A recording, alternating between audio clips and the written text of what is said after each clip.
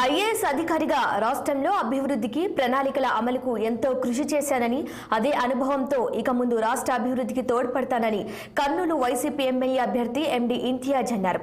Kothapeta YCP కార్యాలయంలో నిర్వహించిన సమావేశంలో ఆయన మాట్లాడారు.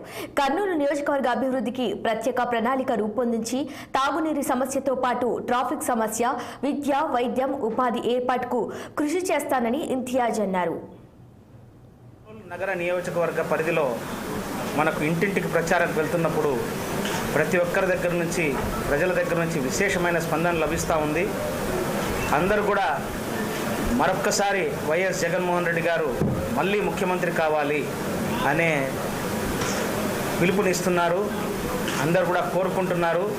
అందరూ కూడా ఆయన్ని సీఎం చేయడానికి సిద్ధంగా ఉన్నారు. ఈరోజు నేను మీ అందరితో చెప్పడం ఏంటంటే, కర్నూలు నియోజకవర్గ అభ్యర్థిగా, ఎమ్మెల్యే అభ్యర్థిగా నాకు కొన్ని నిర్దిష్టమైన ప్రణాళికలు, ఆలోచనలు కర్నూలు నగర అభివృద్ధి కోసం ఉన్నాయి.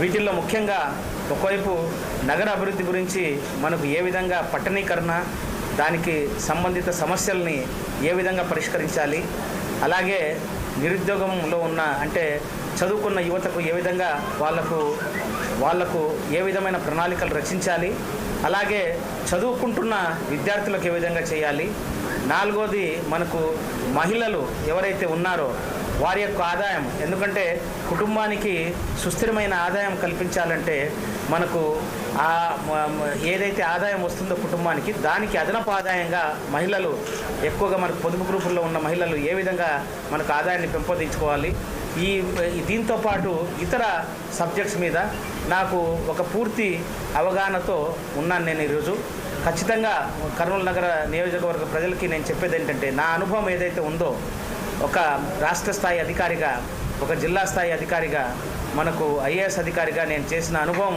నాకు ఖచ్చితంగా వీటిని ఇంప్లిమెంట్ చేయడంలో మనకు ఉపయోగపడుతుందని నేను మనస్ఫూర్తిగా మనసారా నమ్ముతున్నాను.